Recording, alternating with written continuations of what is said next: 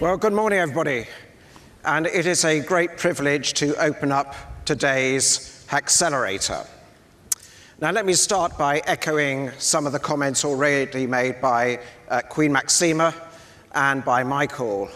We've heard some very powerful stories about how FinTech and innovation have brought real benefit in the areas of financial inclusion and started to bring to these people the sort of mainstream financial services that most of us in this room have understood and had benefit from for many years.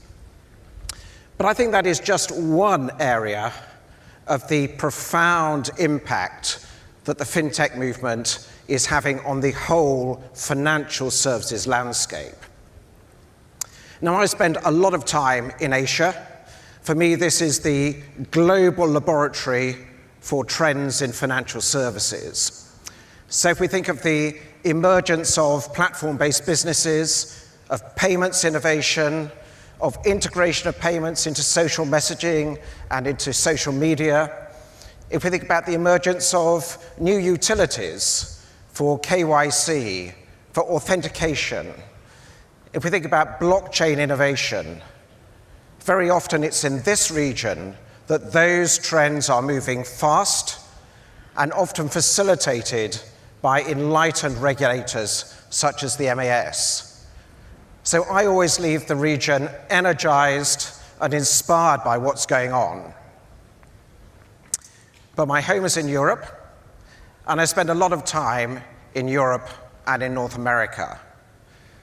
And it saddens me that in those parts of the world, the reputation of the financial services industry has not yet regained the levels of trust that we saw before the global financial crisis.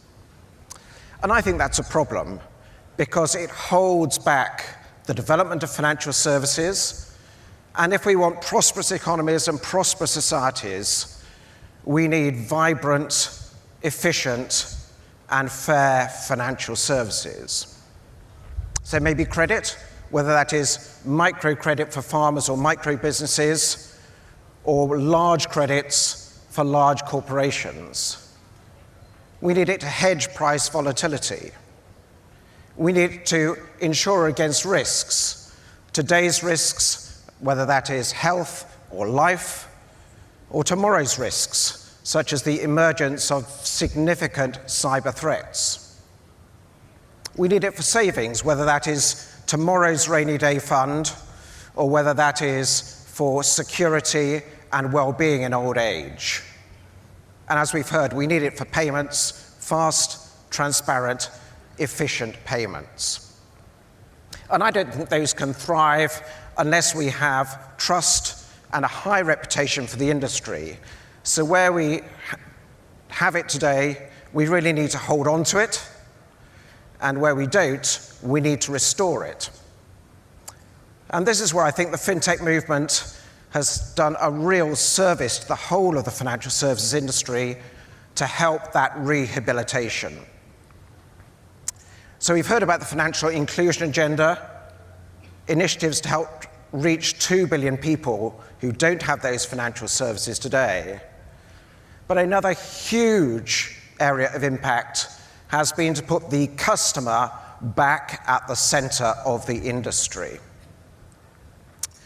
Now, a lot of the early FinTech initiatives were all in the customer space, the digital customer.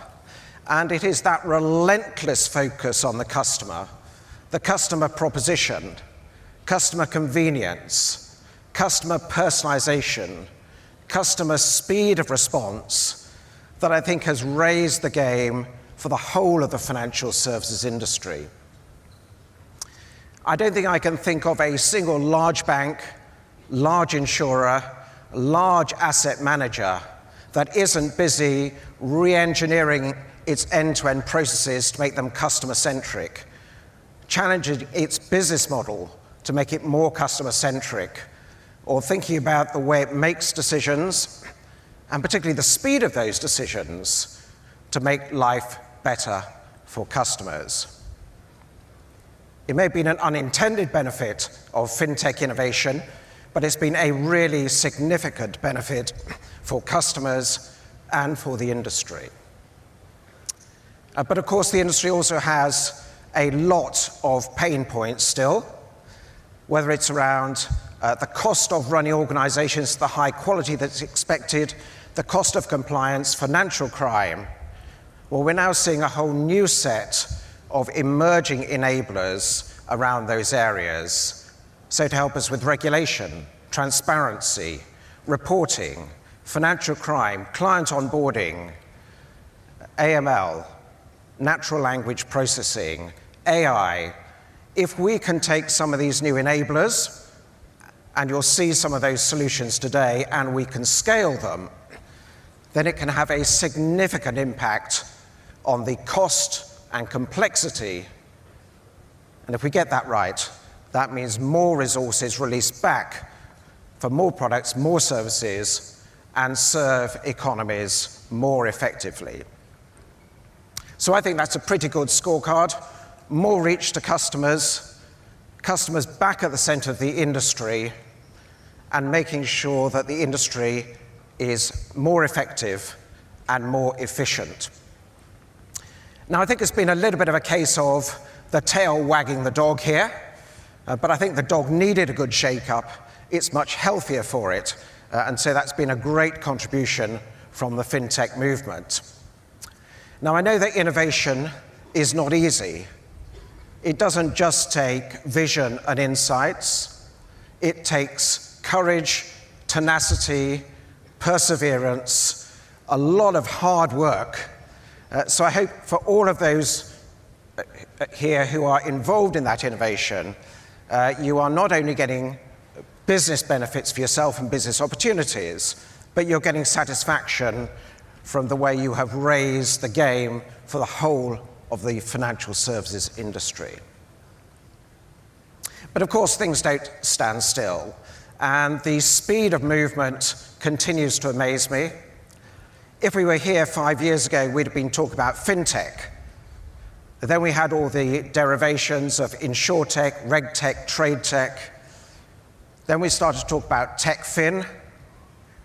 And now we talk about FinLife, the embedding of financial services seamlessly into day-to-day life in the connected world that we're building. So what's next? Well, that's what today is all about. And I am really intrigued to see what's going to come out of today, to see these propositions, and to work out which are the ones that can really scale to make a real difference in real economies for the benefit of real people. And I know for all our finalists that everyone in the audience is really looking forward to hearing what they've got to say. And it is a great achievement to be a finalist here today. Now, Singapore is a global hub for FinTech. So in putting out the problem statements, we wanted to bring the best of global and the best of local. And so we used KPMG's Global Innovation Sourcing Platform to make the problem statements public far and wide. 600 people entered, 20 finalists were selected, and those 20 have spent the last 12 weeks with some mentoring from the financial industry here to really put their best foot forward in terms of their propositions. So it is a great achievement for all our finalists to be here today. I hope all our finalists really enjoy themselves, show us the passion for what you're doing, and the best of luck for today. Thank you.